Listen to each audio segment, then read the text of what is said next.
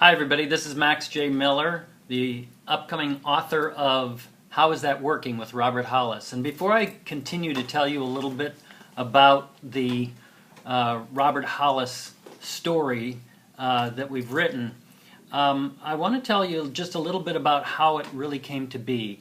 Many of you know that I've known Robert for 20 years. We've been very dear friends. I've watched Robert's career usually from the sidelines or from a distance as a friend.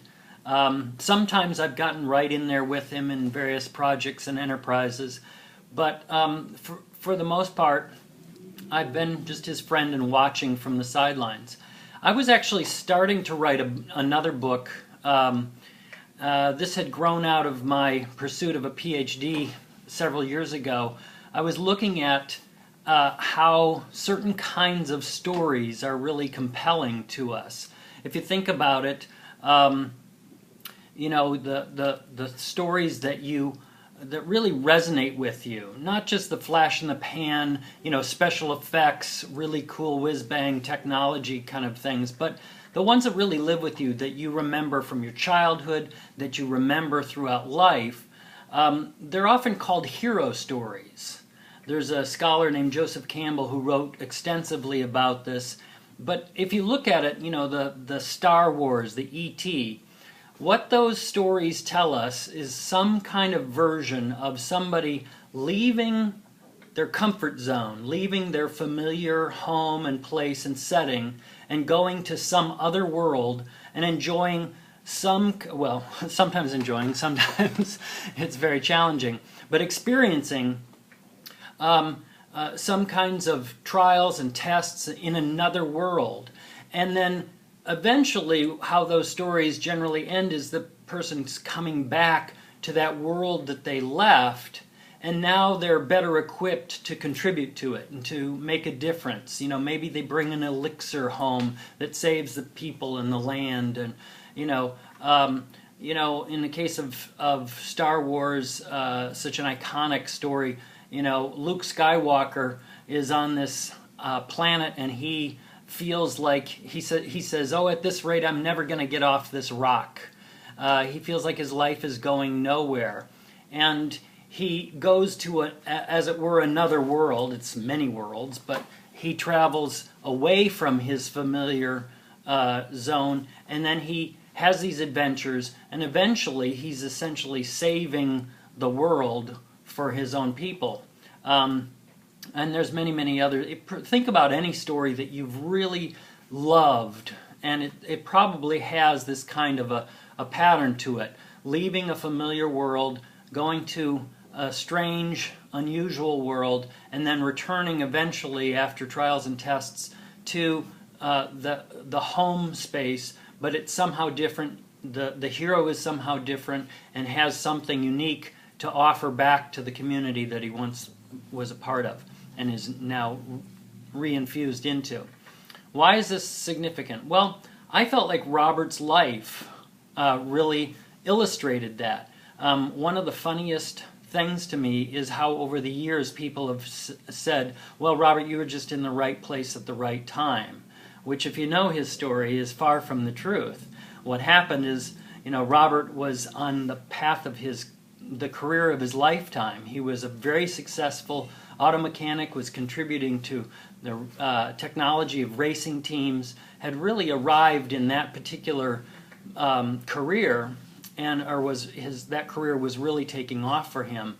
And then he had a tragic accident, and a van fell off of a lift and crushed one of his legs. And the story is essentially he was for a long time looking for how he could retool his life, since that part of his life was effectively over. The doctors told him he probably wouldn't be able to go back and do that kind of work again. And you know, you can read more of the story in this book and the details and so forth, but the essence of it is he had to leave his familiar, his comfortable, and go into something completely different. And Robert at the time was reticent. He wasn't you know, a public speaker as he is today by any stretch of the imagination. But he found a mentor, and that mentor really put him through those trials and tests, just like Obi-Wan Kenobi and Luke Skywalker, or Yoda. I always keep my little Yoda right here. Yoda and Luke Skywalker. He had that relationship that helped him to grow and develop as a person, discovered things about himself, put new insights and so forth to work, and then was able to be a hero, make a difference in his world. And Robert really did the same. And for almost the entire time that I've known Robert has been in this mode of, I really don't need to make money for myself, but I just love making a difference for somebody else. And so he's put himself through that pattern several times of, getting out of his comfort zone. Welcome to Washington, D.C. Sorry about the sirens. And then moving into, a foreign place, learning. He went from the old belly-to-belly form of marketing to eventually this whole new high-tech internet-based marketing when nobody knew anything about that, and developed that like a whole new pioneering new territory. So Robert really illustrated for me what I was trying to say about how our lives, in many respects, if we try to break out of the pack, if we try to do anything new, really follow that pattern. And that's why they say, you got to get out of your comfort zone and so forth. Well, it's a pattern that's just rich in our literature and in our history, and literally every great movie that you can ever think of or book that you've ever read has followed that pattern. And I think fundamentally the reason is because we have to leave the familiar in order to apply creativity and grow and develop as people. I mean, that's the essence of it.